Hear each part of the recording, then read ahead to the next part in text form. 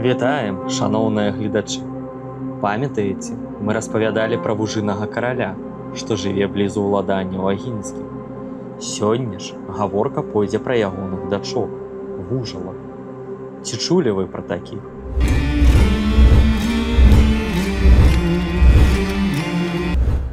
Гарадзеншчына – выбітнае месца не толькі ў плане архітэктуры, але яшчэ і маляўнічых краявідаў. І, магчыма, недзе тут, сярод лясных абшараў, вам пашчасціць сустрэць вужалку. Да паловы цела у вужалкі прыгожыя маладыя дзяўчаты з доўгімі распушчанымі валасамі, а замест ног маюць змеіны хвост. Вужалкі звычайна жывуць у лесе, блізу вадаёмаў. Яны вельмі любяць сядзець на старых, раскідзістых дрэвах і вычэсваць залатымі грабянцамі свае цудоўныя валасы. Іх бацька, вужыны кароль, валодае шматлікімі скарбамі, таму дзеці яго не ведаюць ні ў чым адмовы. Але бывае і так, што вужалачка згубіць што-небудзь з упрыгожвання. Лічыцца добрым знакам знайсці такую рэч. Звычайна яна прыносіць шчасце, і чалавек гэтым не баіцца змеінага ўкусу. Самі вужалкі не робяць чалавеку ніякай шкоды, але вакол таго месца, дзе яны сядзяць, кішма кішаць розныя гады. Такім чынам вужыны кароль ахоўвае сваіх дачок. І не дай Божа, каму пакрыўдзіць іх, дакладна памрэ ад змеіных пакусаў. А каб абараніць сябе ад такой бяды, раім завітаць у самае сэрца гародні, дзе месціцца кафедральны сабор святога Францішка Ксаверыя, пра які надалей і пойдзе аповед. Езуіты ўладкаваліся ў гародні са згоды і пры падтрымцы караля Стэфана Баторыя. У 1585 годзе быў заснаваны манастыр і пачалося фармаванне будучага архітэктурнага комплексу. Храм на той момант быў невялікім ды драўляным.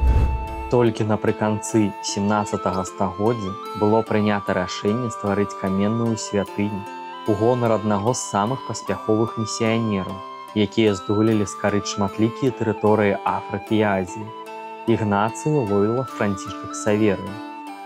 Завяршэнне будаўніцтва і ўрачыстае адкрыццё адбылося ў 1705 годзе. Касцёл Францыска Ксаверыя выкананы ў стылі віленскага барока з элементамі ракако. Сучасны касцёл апраўляюць дзве вежы-званіцы. Адмысловую ўвагу варта звярнуць на гадзіннікавы механізм, убудаваны ў адну з веж. Гэты гадзіннік лічыцца адным з найстарэйшых не толькі ў Беларусі, але і ва ўсёй Еўропе, бо ён быў створаны яшчэ да таго, як заклалі будучы каменны касцёл. Уяўляеце, гадзіннік дагэтуль спраўна працуе. У інтэр'еры храма адразу ўражвае сваю веліччу ўбранню 21-метровы алтар. Яго ўпрыгожваюць розныя скульптуры і мноства дробных дэталяў. Драўляныя калонкі іканастасаў, роспіс на фрэсках, у скляпеннях і нішах. Адзін з самых высокіх і вялікіх алтароў эпохі барока можна разглядаць бясконца. Ён быў выкананы да 1738 году па праекце прускага скульптара. Усяго ў касцёле Францішка Ксаверыя 13 алтароў розных форм і памераў.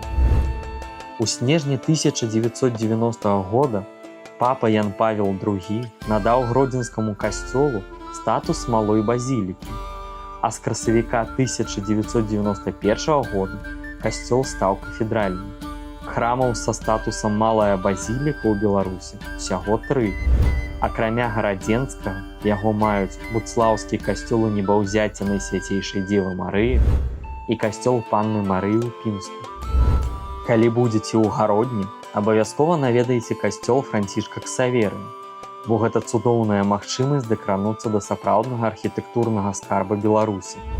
І падпісвайцеся на наш канал, каб не прапусціць новыя вандроўкі па нашым краі.